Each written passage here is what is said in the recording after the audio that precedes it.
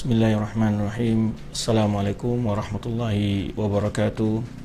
Alhamdulillahirabbil alamin. Wassalatu wassalamu ala rasulil amin wa ala alihi wa ashabihi man tamassaka bi sunnati ila yaumil. Pemirsa dan pendengar Raja TV dan juga radio yang dimuliakan Allah Subhanahu wa taala. Semoga Allah Subhanahu wa taala senantiasa memberikan taufik dan inayah kepada antum semua, diberi kesehatan dan juga keberkahan di dalam segala aktivitas-aktivitas yang kita lakukan dalam sehari-hari. Salawat dan salam buat Nabi kita Muhammad SAW di hari yang penuh mulia ini. Semoga Allah SWT juga menjadikan kita orang istiqamah di atas sunnah beliau dan menjadikan kita orang-orang yang selalu antusias dan bersemangat mempelajari sunnah-sunnah beliau serta menjaganya dari berbagai bentuk penyimpangan dan penyelewengan. Kaum muslimin, pemirsa dan pendengar yang dimuliakan Allah Subhanahu wa taala, alhamdulillah ya, dengan segala puji pada Allah, kita masih diberi kesempatan untuk melanjutkan pembahasan kita atau kajian kita pada setiap pagi Jumat, yaitu bicara tentang sejarah kehidupan Khulafaur Rasyidin serta perkembangan dakwah Islam dan perjuangan Islam di masa Khulafaur Rasyidin, dengan tujuan agar kita melihat pengorbanan dan juga perjuangan para sahabat dan juga sekaligus melihat bagaimana kesungguhan mereka untuk membela agama Allah dari musuh-musuh Allah. Semoga hal ini dapat menginspirasi dan motivasi kita untuk mengikuti jejak mereka dalam beragama ini, serta memberikan gambaran kepada generasi muda kita, generasi penerus Islam, tentang keberanian, ketangguhan, kecerdasan ya, dan juga kepintaran para sahabat Rasulullah SAW, generasi terkemuka dalam umat ini ya, yang patut mereka contoh keberaniannya, perjuangannya, kesabarannya, keikhlasan mereka dalam membela agama Allah ini. Maka oleh sebab itu faedah-faedah yang kita harapkan dalam melalui kisah-kisah dari perjuangan para sahabat membela agama Allah, menyebarkan agama Allah ini adalah terinspirasinya orang tua untuk mendidik anaknya menjadi anak yang berani sebagai pejuang-pejuang Islam ya, terutama dalam perjuangan Islam untuk dirinya, keluarganya dan masyarakatnya, tentu dalam artian yang luas ya, tidak dalam artian yang sempit bahwa berjuang membela Islam itu hanya dengan senjata saja atau dengan jihad saja.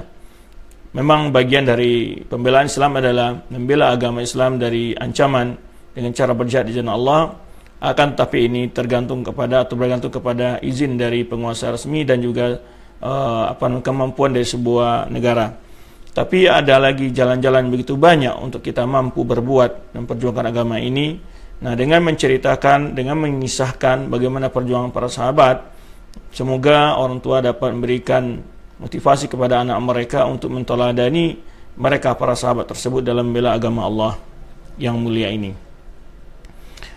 Pemirsa yang dirahmati Allah dan pendengar yang dimuliakan Allah Subhanahu wa taala, pembahasan kita pada kesempatan yang lalu adalah bagaimana perjuangan kaum muslimin menaklukkan adik kuasa atau kekuasaan Persia, salah satu dari negara atau kekuasaan adidaya yang ada saat itu, di mana kaum muslimin dengan berbagai tantangan, pengorbanan, kesulitan mampu mengalahkan dan memperjuangkan ya, kebenaran di atas musuh-musuh Allah ya, dengan cara berjihad, cara berkorban ya, dan berbagai kecerdasan dalam taktik peperangan yang kita lihat dengan kisah-kisah mereka.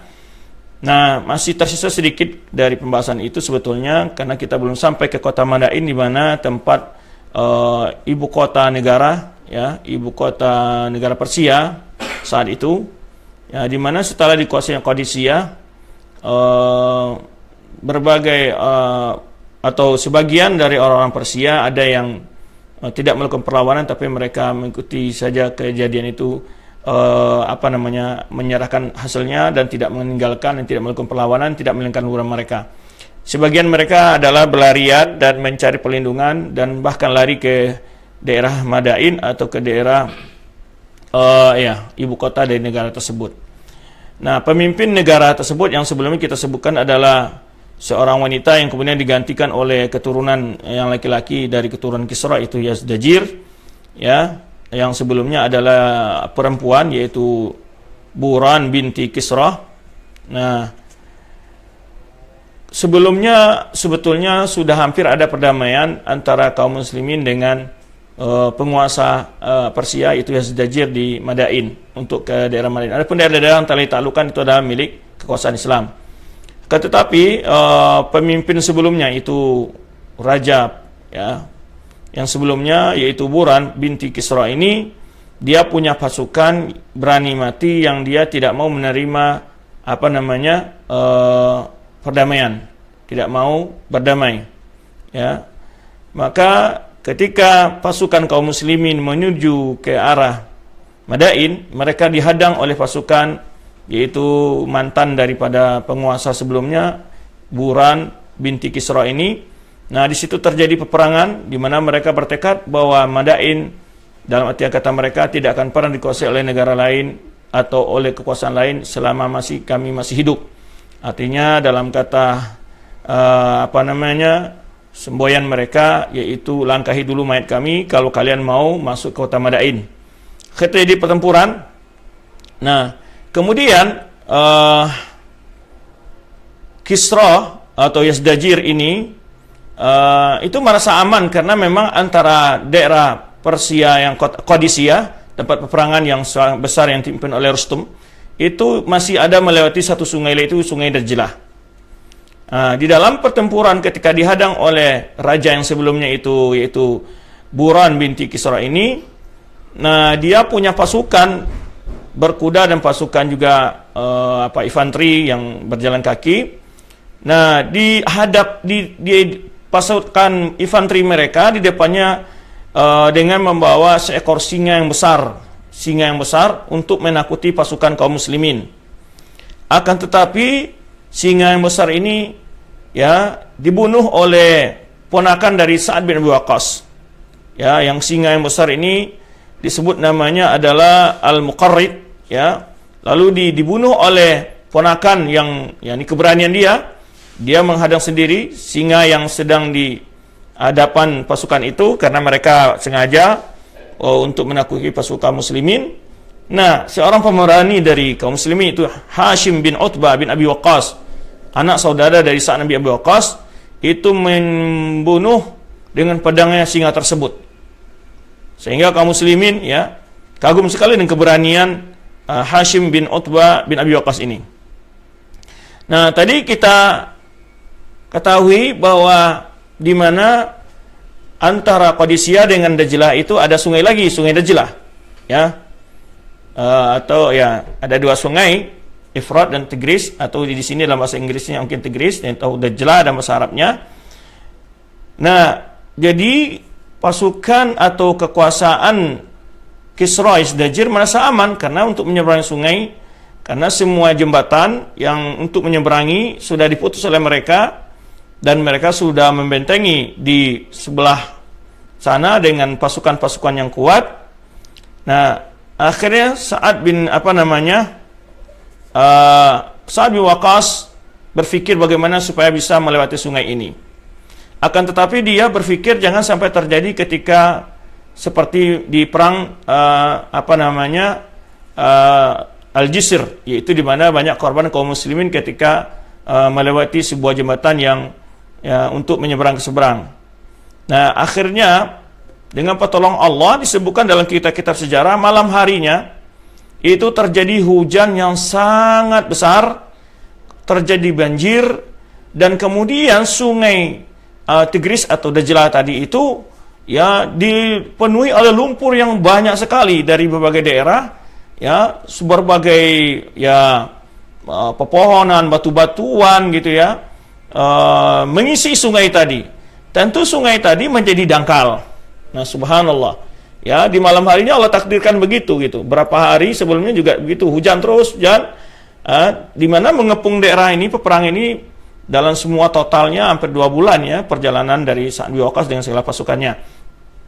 Di malam hari mereka sudah sampai di pinggir sungai ini, daerah yang mau menyeberangi itu mereka masih memikir bagaimana cara untuk melewati sungai yang begitu besar. Nah, tapi dengan pertolongan Allah, ya, di mana Allah menurunkan hujan, kemudian membawa berbagai tanah-tanah, ya, lumpur-lumpur segala macamnya itu, batu-batu hanyut ke sungai Dajjal atau Tigris, menjadi sebagian dasar sungai tadi agak dangkal. Di malam hari, Sa'ad bin Waqqas, disebutkan dalam kitab sejarah, bermimpi bahwa pasukannya menyeberang sungai. Pasukannya mampu menyeberang sungai. Nah, di pagi harinya besok, ya, Sa'ad bin Waqqas memberikan ultimatum dan memberikan semangat, memberikan dorongan, motivasi kepada pasukan untuk memasuki atau menyeberangi sungai dengan kuda mereka. Nah, kemudian, ya, diawali dengan itu ditawarkan kepada pasukan siapa yang siap dulu memulai untuk menyeberang. Ya, dicari posisi-posisi yang memang gampang untuk menyelamatkan diri jika terjadi pasukan balasan serbuan dari pasukan Madain. Nah, ketika itu ada 600 orang yang siap, akan tapi dibagi dengan dua pasukan. Ya, dua pasukan. Nah, dibagi 300-300, kemudian ada lagi siapa yang pertama mendobrak. Akhirnya masuklah sebuah pasukan, ya, yang memulai, ya, untuk menyeberangi sungai Tigris atau Dajjal tadi. Mereka masuk ke dalam, ya, sungai sampai di seberang sana. Rupanya memang ada beberapa pasukan Persia yang memang menghadang mereka. Nah, pimpinan pasukannya tadi bilang mereka masih di tengah sungai, belum sampai ke seberang, yaitu urmu bisiham. Jadi mainkan anak panah kalian. Jadi akhirnya dengan diperang melawan panah, ya, kuda-kuda mereka pada berlarian karena yang jadi sasaran adalah mata kuda dan juga orangnya. Ya. Sehingga kuda-kuda mereka berhamburan lari, akhirnya punya peluang untuk masuk ke daratan. Dan begitulah akhirnya pasukan yang pertama muncul, diikuti oleh sekian pasukan kedua lagi untuk memperkuat. Akhirnya dua pasukan tadilah yang mentameng kaum muslimin untuk menyeberang. Kemudian Ibnu Katsir menyebutkan dalam kitab sejarahnya itu, sampai-sampai mungkin kalau lihat pasukan kaum muslimin ketika menyeberang setelah dibuka jalan untuk menyeberang itu, tidak kelihatan air, ramai sekali menyeberang dengan pasukan itu. Ya.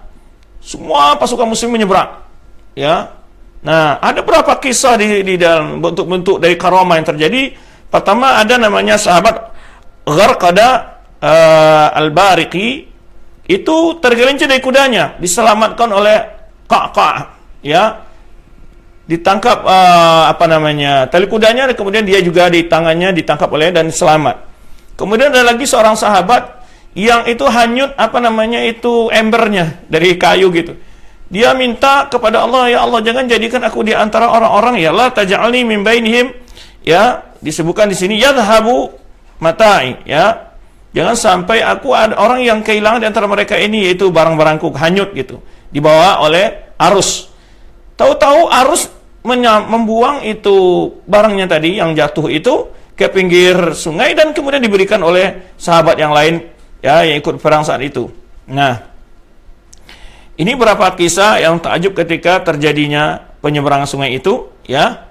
Yang pertama tadi yaitu semacam qadah atau ember, ya, Malik bin Amir yang jatuh itu. Nah, kemudian, ya, waktu penyeberangan itu dalam penyerbuan kota Madain ini, Sa'ad bin Waqqas ditemani oleh Salman Al-Farisi, ya, yang orang asli Paris, ya, orang Persia asli. Sehingga dialah yang menerjemahkan, yang berbicara ketika terjadi negosiasi dengan kabilah-kabilah, dengan pimpinan-pimpinan pasukan dari Persia ataupun dengan tokoh-tokoh Persia itu sendiri. Maka yang menerjemahkan negosiasi itu adalah Salman Al-Farisi, sahabat yang masyhur ini, ya. Nah, namun setelah mereka sampai di seberang sana, rupanya kota Madain itu sudah kosong, ya, penduduknya termasuk Yazdajir berlarian mereka menyelamatkan diri. Ya, nggak kosong gitu. Istananya yang begitu megah, mewah, disebutkan yaitu istana Qasrul Baydha gitu, ya, yang putih, ya, semua hiasan-hiasannya, kemudian berbagai perbendaharaan kekayaan dari kerajaan itu ditinggal, ya. Bahkan ketika mereka menangkap beberapa orang Persia yang tersisa membawa onta, membawa himar, mereka tangkap rupanya mereka membawa banyak barang-barang yang berharga, emas, perak, dan seterusnya. Nah, cuman di dalam hal ini suatu keajaiban. Begitu banyak bertebaran daripada kekayaan-kekayaan yang ditinggalkan oleh orang Persia, karena mereka meninggalkan kota Madain, kota besar begitu dengan segala kekayaannya, mereka berlarian sebelum pasukan kaum muslimin datang ke situ, masuk ke sana. Yang sangat disebutkan oleh para ulama penulis sirah, Ibnu Katsir, Ibnu Athir, dan juga Tabari menyebutkan adalah, yaitu bagaimana terlihatnya bahwa para sahabat yang berperang saat itu adalah orang-orang yang amanah, orang-orang yang bukan tujuan inti pertama mereka adalah menguasai kekayaan duniawi atau mencari kesenangan duniawi. Terbukti ketika itu nggak ada di antara sahabat yang melakukan gulul. Gulul itu artinya korupsi atau mencuri harta rampasan perang, dia ambil dulu sebelum dibagi. Tidak ada. Bahkan sebetulnya tidak terawasi begitu banyaknya gitu maksudnya. Begitu banyaknya pasukan kaum muslimin dan begitu banyaknya pemendaharaan yang di mana-mana kekayaan negara itu ditinggal oleh raja dan rakyatnya. Itu banyak sekali ditinggalkan, tetapi tidak ada di antara kaum muslimin yang mencoba menyembunyikan, menyelipkan di antara emas dan perak yang ditinggal oleh masyarakat dan juga penguasa saat itu. Nah, ini yang disebutkan oleh para ulama yang sangat ajib sekali, kejujuran para pejuang saat itu, ya, terbukti mereka ada curiga dengan beberapa orang sahabat, yaitu Tulaiha, dan beberapa yang sebelumnya dia adalah sebelumnya dia adalah murtad, mengaku sebagai nabi palsu, kemudian masuk Islam lagi, yang sebelumnya sudah kita ceritakan Tulaiha ini dan dua orang temannya. Itu dicurigai oleh para sahabat kalau jangan-jangan dia hanya pura-pura kembali ke Islam dan dia ingin mendapatkan keberuntungan dari sisi harta rampasan perang gitu ya. Akan tetapi sahabat melihat tidak sedikit pun ya ada tanda-tanda pengkhianatan atau usaha-usaha tindakan yang dilakukannya untuk mengambil harta rampasan perang sebelum dibagi. Enggak ada. Semuanya dikirim ke Madinah, kemudian dibagi, setiap pasukan mendapat bagian masing-masing. Ya, di mana sebelum sudah kita jelaskan, pasukan berkuda mereka dapat 2 bagian, pasukan jalan kaki kemudian masing-masing dapat bagian, ya, sesuai dengan yang ditentukan dalam Islam pembagian harta rampasan perang itu.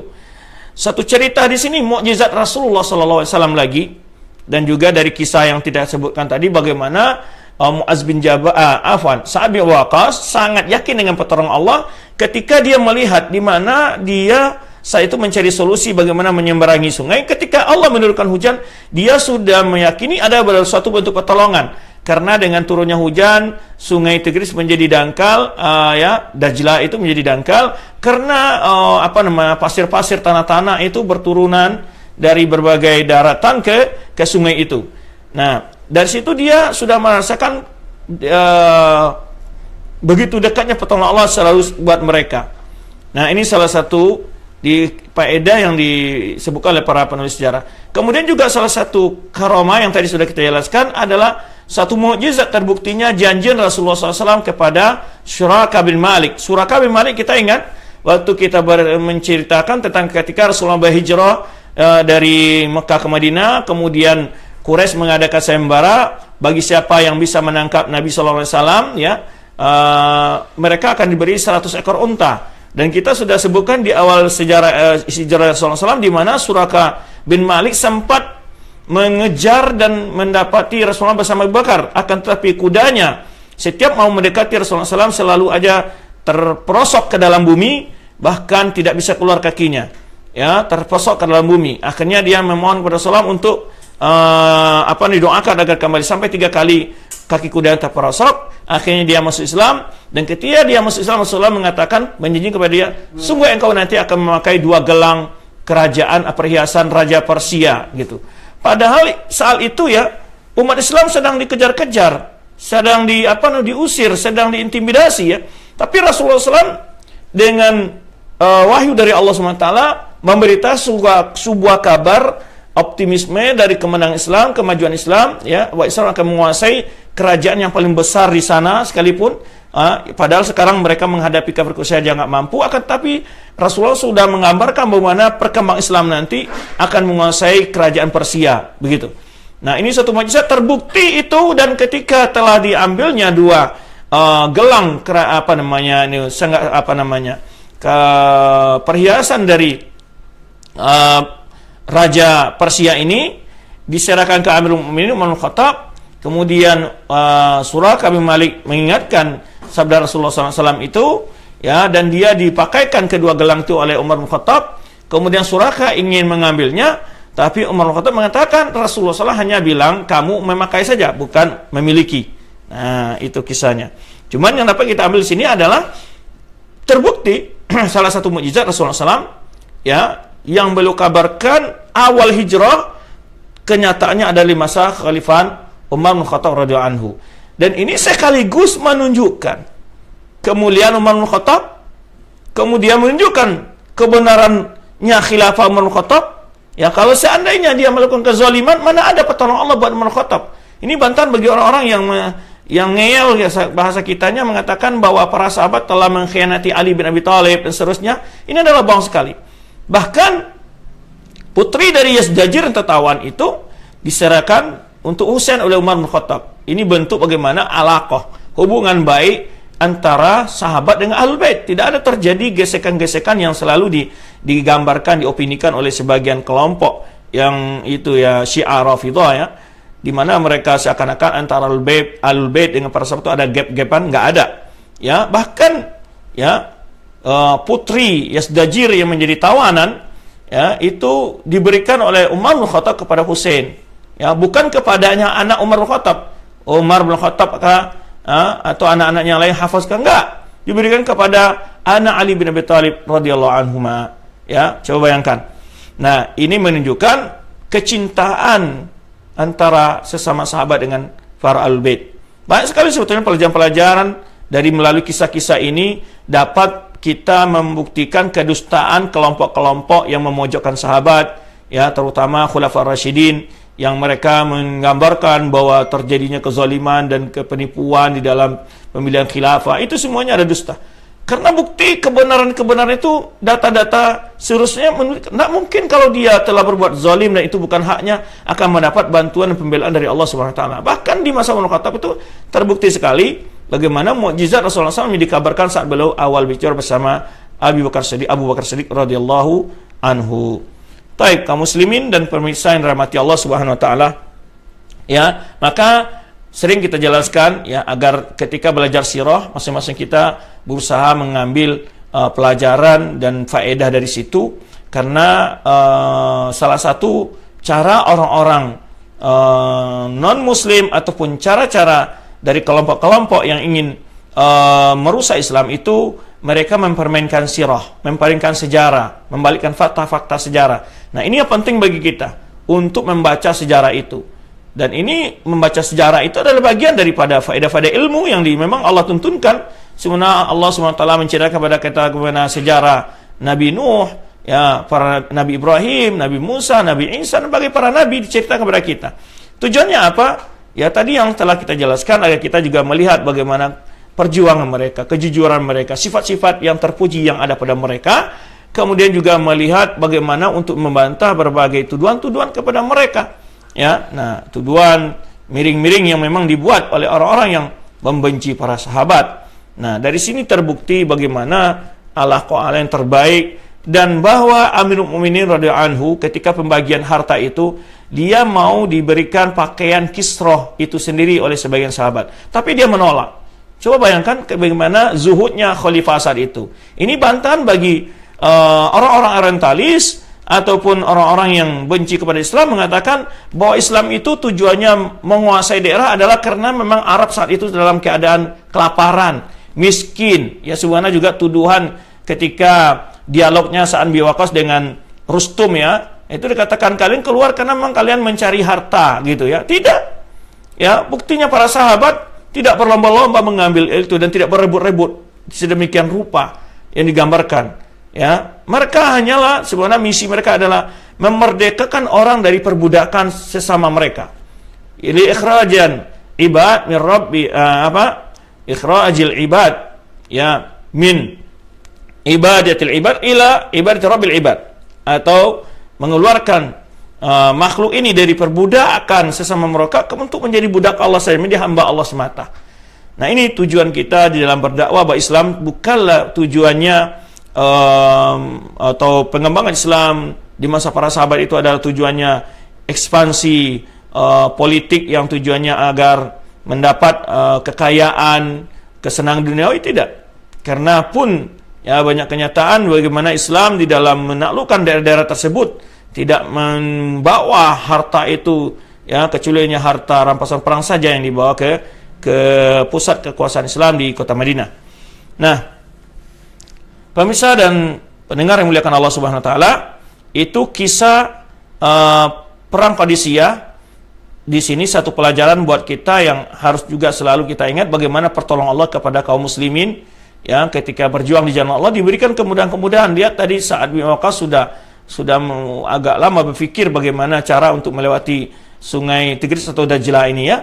Nah, demikian hari demi hari Islam akan selalu diberi pertolongan oleh Allah Subhanahu wa taala.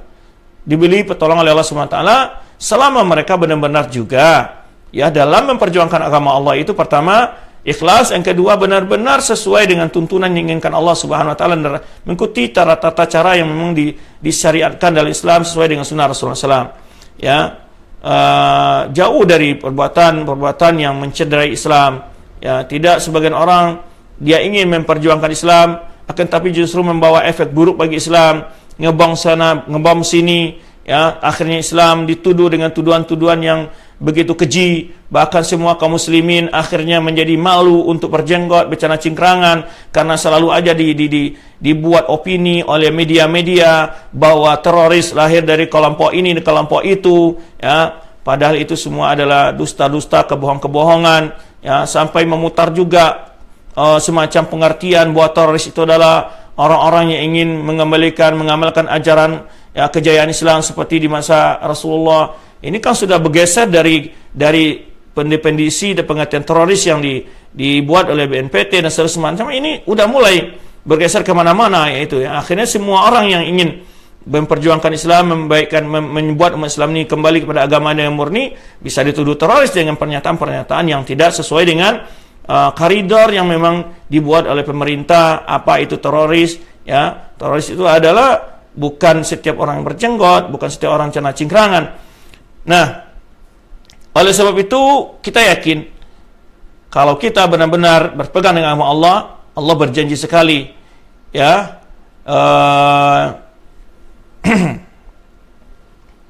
intan surullah yang surkum yastabid akdamakum. Jika kalian menolong agama Allah, benar-benar nyari cara yang benar, yang sebenar-benarnya dan ikhlas, yang surkum, Allah akan menolong kalian juga, dan Allah akan meneguhkan tekad kalian, pendirian kalian dan iman kalian, ya, juga meneguhkan baik secara politik, kekuasaan, ya.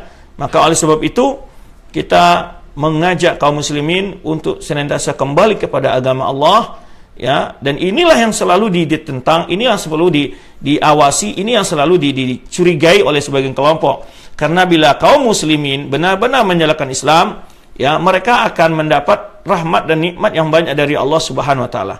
Maka mereka berupaya dengan berbagai cara untuk menjauhkan kaum muslimin dari Islam yang benar, dari Islam yang sesuai dengan apa yang diajarkan Rasulullah para sahabatnya. Itu mereka akan berusaha selalu menggeser itu, menjauhkan orang dari itu, agar kaum muslimin tidak mendapatkan rahmat dan tidak memperlihatkan Islam itu seindah yang ditampilkan di masa Rasulullah SAW dan bersama para sahabat beliau. Ya, Allah sudah katakan, ma yawadul ladzina kafaru min ahli kitab walal musyrikina ayunazzala alaikum min khairin min rabbikum. Ya, tidak akan pernah senanglah, ya, orang-orang kafir itu dari orang musyrik, orang ahli kitab, orang kaum musyrikin, kalian itu mendapat kebaikan, diturunkan kebaikan oleh Subhanahu wa taala untuk kalian. Tidak senang mereka kita maju. Nah, disinilah kita sebagai kaum muslimin waspada bahwa kemenangan, kekuatan Islam itu bukan semata-mata pada persenjataan atau ekonomi, akan tapi inti pertamanya adalah memiliki akidah keimanan yang kokoh. Taib, kaum muslimin dan pemirsa yang rahmati Allah Subhanahu wa taala, ya, maka itu adalah gambaran bagaimana kesenangan, kebahagiaan yang diraih oleh para sahabat saat itu. Berikutnya kita akan lanjutkan perjuangan Islam di masa Amirul Mukminin Umar bin Khattab radhiyallahu anhu yaitu dikenal dengan perang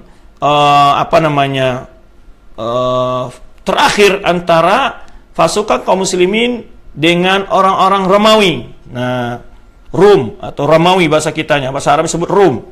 Ya, di mana di akhir-akhir kehidupan Khilafah Abu Bakar Siddiq setelah Khalid bin Walid, Syarahbil bin Hasanah, Abu Ubaidah dan Mujarrah yang berhasil menguasai sekian banyak pula di daerah-daerah Persia sebelumnya, dipindahkan pasukan mereka oleh Abu Bakar Siddiq untuk pindah ke daerah Syam. Yang mana daerah Syam waktu itu ada di bawah kekuasaan Rum atau Romawi, ya. Nah,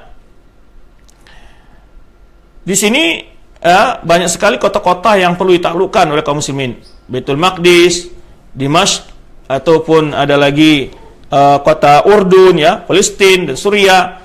Nah, dalam pertempuran ini banyak sekali pelajaran-pelajaran yang dapat pula kita dapatkan, ya, dapat pula kita ambil.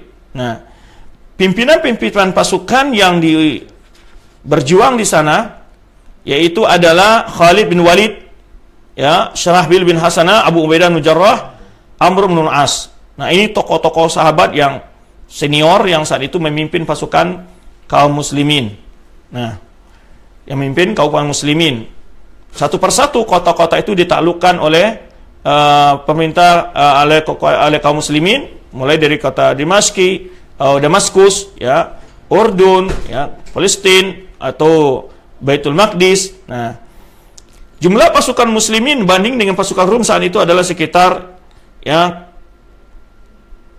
ini peperangan ini yaitu peperangan yang memang walaupun sebelumnya sudah ada peperangan, tapi ini adalah peperangan terakhir antara kaum muslimin dengan penguasa Rum, adik kuasa yang kedua, ya.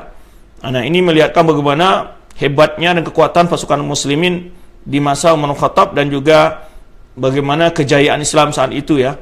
Mereka memiliki wibawa yang luar biasa di dunia saat itu. Ini pada tahun ke-13 Hijrah, yaitu di bulan Jumadil Akhir, ya. Jumlah pasukan kaum muslimin sekitar 40 sampai 46 ribu. Nah, 40 sampai 46 ribu. Nah, kalau di Qadisiyah pasukan komunis sekitar tadi yang kemarin kita ceritakan adalah 30, ya, 30 ribu. Nah, adapun jumlah pasukan Rum adalah 240 ribu. Coba bayangkan, ya, kaum muslimin 40 sampai 46 ribu, ya, termasuk di Qadisiyah juga kita bandingkan, ya, kekuasaan jumlah tentara juga besar. Nah, peralatan peperangan juga canggih mereka. Mereka punya pasukan yang itu pasukan bergajah gitu, ya, dan seterusnya. Nah, ini meyakinkan kepada kita berjuang itu, ya, sesuai dengan apa yang kita mampu, kata Allah Subhanahu wa ta'ala, "Wa'idulahum mastata'tum min quwwah." Nah, di sini coba bayangkan jumlah yang sangat sedikit sekali, tapi kok mampu mengalahkan jumlah yang begitu besar, ya. 40 lawan 240, coba bayangkan 200 bandingnya, ya, 200 ribu jumlahnya, kelebihan perbandingan dari jumlah tentara Rum saat itu atau Romawi. Pimpinan kaum muslimin adalah Khalid bin Walid. Nah, Khalid bin Walid. Tapi kalau saya tahu nanti Khalid bin Walid, ya, setelah menguasai itu pernah dipecat oleh Umar Khattab, dari sebagai panglima perang di waktu itu. Kenapa? Ada faedah-faedah yang disebutkan para ulama. Pertama adalah untuk jangan sampai ada kaum muslimin yang mengkultuskan Khalid bin Walid ini. Ya, waduh, setiap perang menang terus. Ya, lalu nanti ada terjemahan pemahaman yang menyimpang pula tentang Khalid bin Walid, ya. Nah, kemudian juga untuk supaya Khalid bin Walid ini tidak hurur juga, jangan tertipu dengan keterampilan itu membuat dia jadi nanti lupa daratan dan seterusnya, menjaga keimanannya. Kemudian juga inginnya adanya generasi untuk mendidik sahabat-sahabat lain yang belajar melalui Khalid bin Walid. Banyak sekali faedah-faedah yang disebut para ulama dalam hal ini, ya. Kemudian juga Khalid bin Walid, Abu Ubaidah bin Jarrah, Amr bin As, Yazid bin Abi Sufyan. Nah, Yazid bin Abi Sufyan, termasuk Abu Sufyan juga ikut dalam peperangan ini. Termasuk Abu Sufyan yang dia akhirnya dalam peperangan ini dia kehilangan satu matanya. Ya. Setelah perang Yarmuk ini, cedera dia di perang Yarmuk ini Abu Sufyan. Tapi dia dan anak-anaknya berjuang. Ini juga bantahan bagi orang-orang yang terlalu berlebihan membenci Abu Sufyan atau Bani Umayyah. Mereka adalah orang-orang pejuang Islam, ya, dan bahkan yang menjadi gubernur setelah dikuasainya Syam, yang diangkat oleh Umar bin Khattab adalah Muawiyah bin Abi Sufyan, ya, dengan masa yang sangat lama. Kita tahu bahwa Umar bin Khattab kalau mengangkat seorang gubernur bukan asal-asalan. Dia memperhatikan, ya, aspek-aspek yang banyak untuk dia jadikan sebagai gubernur, ya, pertimbangan yang tinggi dan dalam. Nah, oleh sebab itu salah satu keutamaan bagi Abu Sufyan adalah ketika Umar bin Khattab Muawiyah bin Abi Sufyan adalah ketika Umar bin Khattab mengangkat dia sebagai gubernur. Karena pintarnya siasahnya, ya, politiknya, mampunya dia mengendalikan orang banyak dalam berkomunikasi, baiknya komunikasinya dan seterusnya, kemampuan dialognya, semacamnya, pengalaman perang dan juga ketinggian ilmu agamanya juga, ya, karena dia juga sebagai salah seorang penulis wahyu. Nah, inilah pimpinan yang ikut dalam peperangan ini seperti Abu Ubaidah bin Jarrah, Amr bin al-As, Yazid bin Abi Sufyan, Syarahbil bin Hasanah, Al-Zubair bin Al-Awwam, wa Qa'qa' bin Amrin, wa Ikrimah bin Abi Jahal. Nah, Ikrimah bin Abi Jahal adalah anak Abu Jahal yang masuk Islam, ya. Nah, inilah satu faedah juga di mana Allah SWT melihatkan bahwa hidayah itu berada di tangannya. Orang tuanya tidak beriman, anaknya beriman, ya. Nah, pemimpin pasukan Rum itu namanya Tazarik. Dia dibantu oleh Al-Fiqar dan Bahan. Ini nama-nama mereka, 3 orang nih yang masyhur, ya. Dalam pertempuran ini Khalid bin Walid membagi tentara kaum muslimin dalam bentuk al-syar karadis. Karadis itu adalah pasukan-pasukan peleton bahasa kitanya. Dia setiap peleton ada 1000 orang. Berarti ada sekitar 40 peleton gitu, ya. 1000 orang sebuah grup itu tentaranya. Yaqudu wahid min abtal muslimin. Kemudian dipimpin, ya, salah seorang dari pemberani, pejuang kaum muslimin yang pemberani. Wa qala inna aduwakum, dan dia katakan kepada pasukan ini, Khalid bin Walid ini pintarnya, dia buat seperti itu supaya ketika memencar ini 1000 ini kelihatan jumlah tentaranya sangat besar. Itulah yang di taktiknya Khalid bin Walid.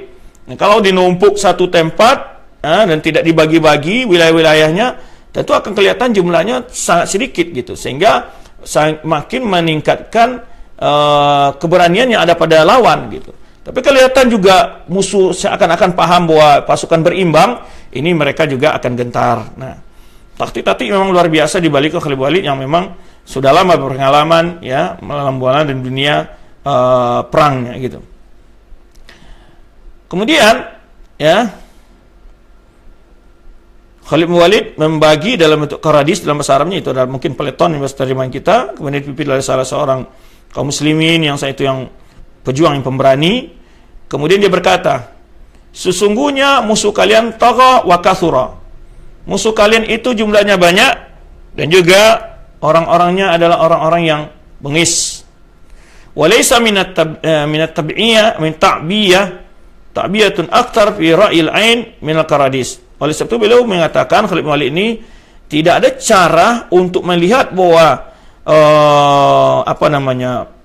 pengaturan pasukan yang dengan bentuk lebih terlihat banyak, kata beliau, kecuali dibentuk dalam bentuk peleton-peleton yang banyak ini. Summa amara Ikrimah wa Qa'qa, kemudian dia mengutus pasukan Ikrimah dan Qa'qa untuk sebagai pasukan penyerang gitu, ya, supaya dimulainya pertempuran.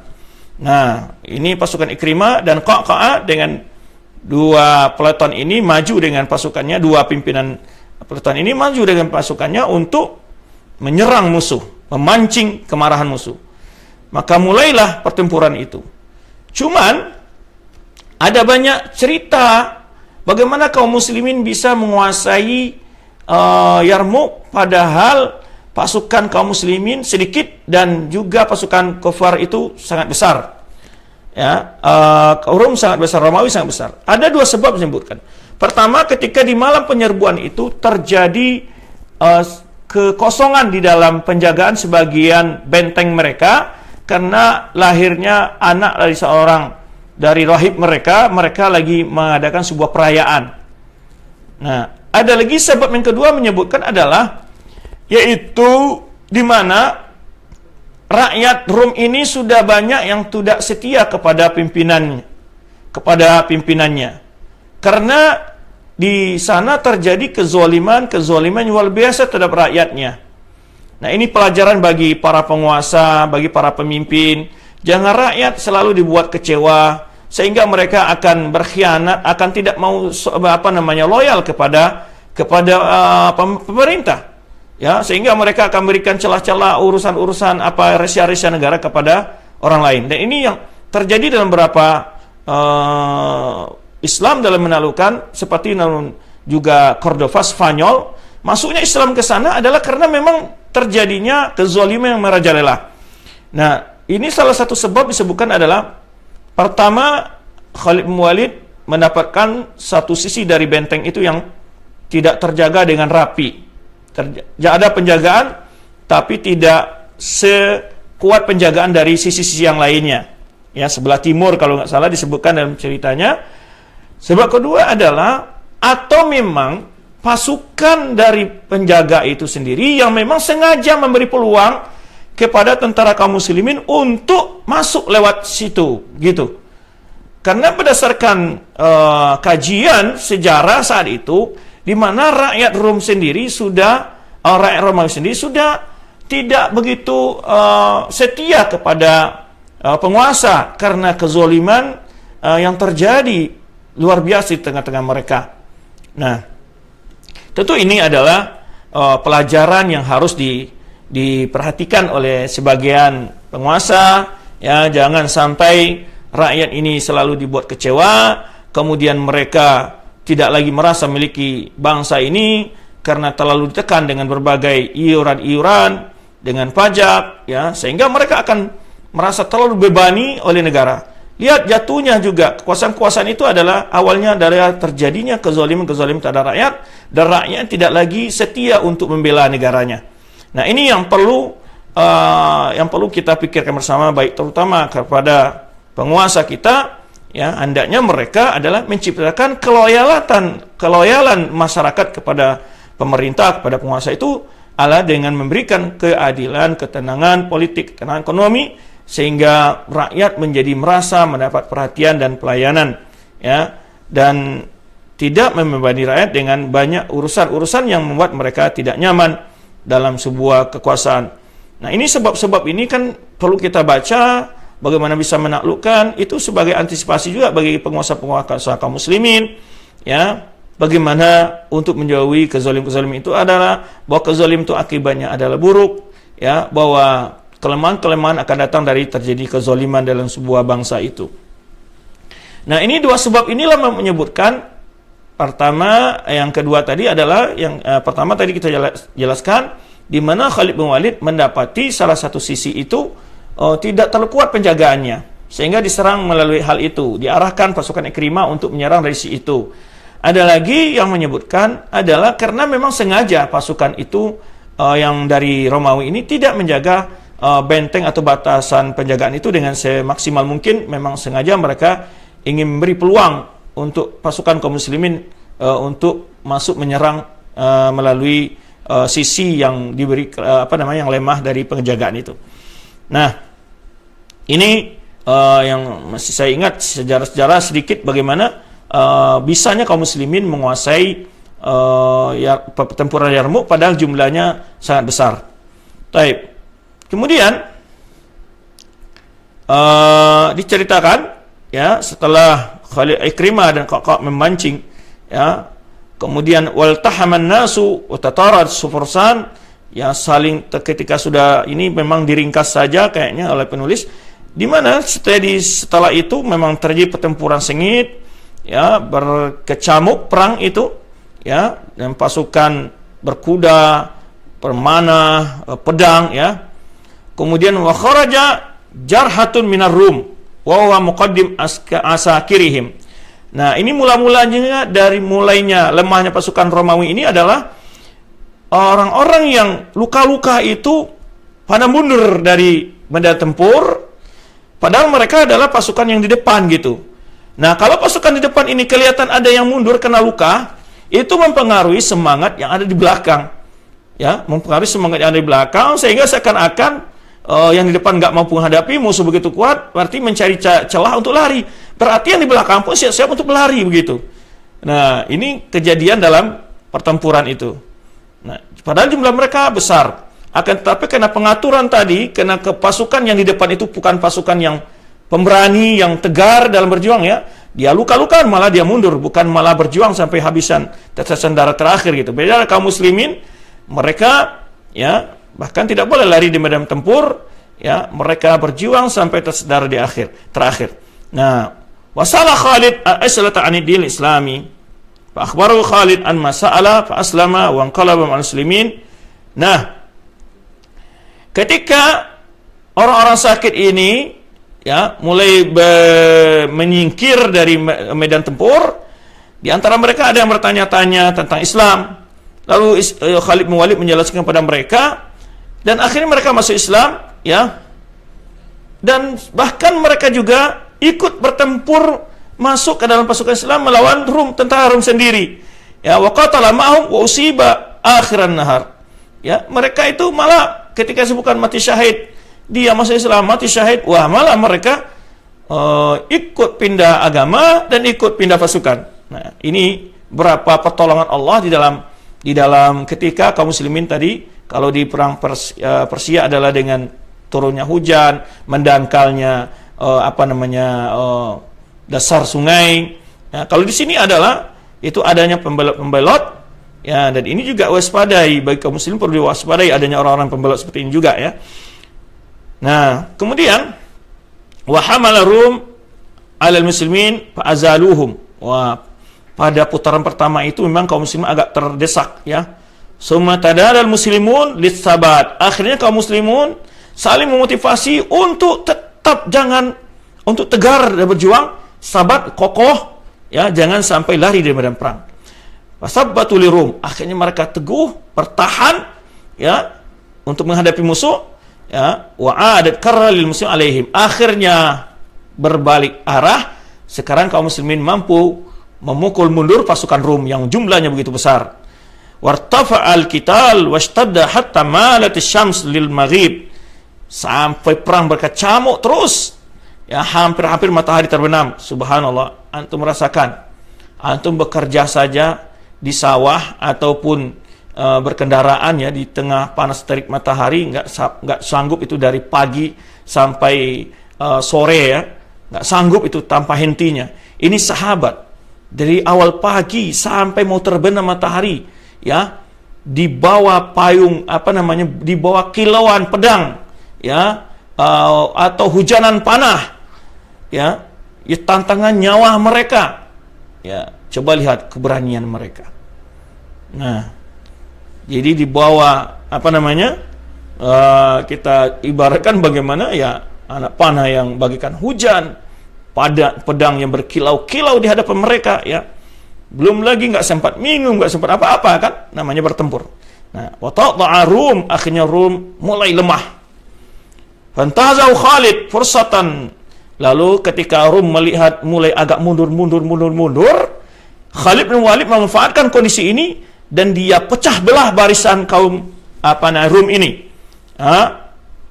Dia punya pasukan Khalid bin Walid, fakhtaraka biman ma'ahu wa huwa fil qalbi, di tengah-tengah. Dibagi dua itu pasukan. Akhirnya dia serang. Ya, subhanallah, pintarnya, karena pasukan besar tadi. Sekarang enggak, dipecah itu pasukan yang besar itu, terbagi dua. Akhirnya mereka, ya, akan menghadapi sisi-sisi yang masing-masing. Ya, taktik perangnya Khalid bin Walid. Hatta fasala khayla an rijalatim. Dia pisahkan antara pasukan Rum yang naik kuda dengan pasukan yang jalan kaki atau infanteri. Terpisah jadinya. Ini kerjanya Khalid bin Walid tadi ketika lihat itu, dia pecah itu, dia nyerang, dibuat serangan di tengah, dipecah pasukan itu. Akhirnya terpisahlah pasukan berkuda dengan pasukan yang infanteri atau jalan kaki. Fa idza bil khayl rum tusbihu kharijal ma'raka. Akhirnya itu ya, karena selalu diserang, seakan-akan itu sudah keluar dari medan tempur Rum itu, pasukan kuda tadi. Akhirnya mereka melihat ada peluang untuk lari gitu ya, karena terdesak terus. Nah, kemudian wajadu an tariq maftuha amamahum lihab. Jadi kaum muslimin membuka jalan untuk pasukan Rum itu melarikan diri gitu. Jadi diberi kesempatan supaya apa? Berkurang kelemahan jumlah pasukan mereka. Jadi ketika pasukan berkuda ini tersingkir, terpisah dari pasukan yang infanteri berjalan kaki ini, ya, maka mereka melihat ada jalan terbuka untuk lari ini, menyelamatkan diri gitu ya. Fantalaqu fis sahra, lalu mereka lari di padang pasir itu, la yasbutun, mereka lari di medan perang. Karena memang kaum muslimin juga sengaja membuka jalan buat mereka untuk lari. Wa afrajalahumul muslimun tariqa mimma sahala hurubahum. Kaum muslimin pun membuka jalan untuk mereka lari, biar mudah mereka lari. Dibuka jalan untuk peluang untuk lari, silakan lari gitu. Nah, taktik yang memang hebat sekali kan, dan jumlah yang begitu besar, tapi bagaimana menaklukkan jumlah yang besar itu dengan cara memecah belah pasukan tadi, dipecah bagi dua, akhirnya diajak ke tempat yang keluar pertempuran sebagian pasukan mereka, akhirnya mereka kepepet, ingin menyelamatkan diri, dibukalah jalan untuk menyelamatkan diri. Nah, waqbal muslimin ala musyah, akhirnya kaum muslimin sekarang fokus menyerang siapa? Pasukan infanteri, pasukan yang berjalan kaki. Wa kanu qad iqtaranu bisalasil. Anehnya pasukan Rum ini, dia sebelum bertempur itu, pasukan infanteri ini diikat dengan rantai supaya nggak lari dari medan tempur. Coba bayangkan, karena takutnya itu pemimpin mereka, ya. Dan kaum muslimin nggak ada yang seperti ini. Padahal ini sebetulnya kalau dikaji secara secara mental ya, psikologi, ini juga sudah keliru banget ya. Seakan-akan pimpinannya nggak percaya lagi kepada pasukannya. Akhirnya mereka diikat dengan rantai-rantai di antara mereka. Hatta la yafirru, sehingga tidak ada yang lari dari medan perang. Jadi antara tentara dan tentaranya itu saling terikat dengan rantai untuk bertempur gitu ya. Nah, akhirnya apa? Kaum muslimin murah untuk membunuh mereka. Kenapa? Ya, karena mereka saling tidak bisa menyelamatkan diri. Temannya mati, dia masih terikat dengan temannya. Dan juga di situ ada namanya farid ya, untuk mereka menyelamatkan diri. Nah, akhirnya mereka menyelamatkan diri ke farid itu. Ketika satu orang jatuh, menarik temannya yang lain. Akhirnya yang di atas menimpa yang di bawah. Nah, itu pun saling bunuh jadinya. Jadi rantai yang tertarik itu saling menarik temannya yang lain gitu. Nah, ini subhanallah ya. Bagaimana taktiknya orang kafir peperangan itu tidak cerdas banget begitu.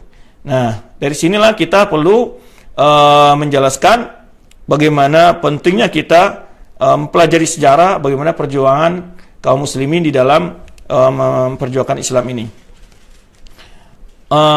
Kemudian ya, itulah kisah terakhir bagaimana kaum muslimin mampu menaklukkan pasukan Rum ini ya, dan akhirnya sebetulnya nanti masih ada kisah lain bagaimana penyelamatan kisah ketika Amirul Mukminin menerima kunci Baitul Maqdis dan perjanjian-perjanjian yang ditulis saat kaum muslimin menguasai daerah Syam semuanya, dan umat Nasrani diberi kesempatan untuk hidup bebas ya, mereka hanya bayar jizyah bagi yang mampu dan seterusnya. Ini akan melihatkan nanti keindahan Islam ya, ketika agama lain di bawah agama Islam, di bawah kekuasaan Islam, mereka merasa damai, mereka merasa nyaman ya, tidak seperti yang digambarkan bila Islam berkuasa akan terjadi penindasan, pemaksaan, keyakinan, tidak. Itu tidak pernah terjadi di masa Rasulullah SAW di Madinah, di saat ada orang Yahudi yang ada di Madinah, ataupun di masa Umar Khattab yang saat itu menguasai dua aju kuasa, Rum dan Persia. Demikian kaum muslimin yang dapat kita ceritakan sedikit bagaimana awal penaklukan perang Yarmuk ini ya, dan kebanyakan yang masuk di sini ya. Di sini diceritakan di mana habisnya pasukan Rum tadi dengan cara yang bagaimana mereka mengikat pasukan infanterinya dengan dengan rantai agar tidak lari, kemudian berjatuhan ke dalam ke dalam farid itu. Yang korban sekitar 120.000 dari pasukan Rum. Ya, ketika Al-Fiqar dari pimpinan pasukan ini melihat kekalahan itu, ya, dia sendiri pun menutup dirinya dengan goni atau dengan barnis itu, semacam baju yang berkepala gitu, ditutup semua pasukan pimpinan pasukan begitu, sehingga kaum muslimin mudah sekali memerangi membunuh mereka, ya, sehingga kaum muslimin menang. Dalam peperangan ini diikuti oleh sekitar 100 orang sahabat yang mengikuti perang Badar, ya, atau sekitar 1000 sahabat, 300 orang di antara mereka itu adalah pengikut perang Badar, dan juga termasuk wanita juga ikut dalam peperangan ini. Dan mati syahid di kalangan kaum muslimin dalam perang Yarmuk ini sekitar 3.000 dari kaum muslimin. Coba bayangkan. Di antaranya yang mati syahid adalah Ikrimah bin Abi Jahal dan anaknya Amru ibn Ikrimah, Hisham bin As, kemudian usibat Ain Abi Sufyan, dan di dalam pertempuran ini mata Abi Sufyan kena panah, ya, sehingga matanya buta satu. Wujudi Hadirar bin Azraq bijarhatil balighah. Ya, ini adalah peperangan terakhir antara pasukan muslimin dengan pasukan Rum. Itu yang dapat kita bahas. Dan kesempatan ini kita kembalikan kepada akh yang mendu kita dari Cilensi, studio Cilensi, untuk melihat pertanyaan-pertanyaan yang mungkin akan bisa kita jawab atau diskusi-diskusi yang ada dari pendengar dan pemirsa. Wallahu a'lam bishawab. Insyaallah pada kajian akan datang kita akan bahas bagaimana Islam menguasai daerah Syam dari bangsa Romawi, dan bagaimana kehidupan kaum muslimin di sana di masa Umar Khattab, apa saja syarat-syarat. Ini karena syarat Umayyah. Jadi syarat Umayyah inilah yang jadi patokan dalam penguasa-penguasa kaum muslimin untuk berinteraksi di dalam pergaulan dunia internasional. Wallahu a'lam bishawab. Kita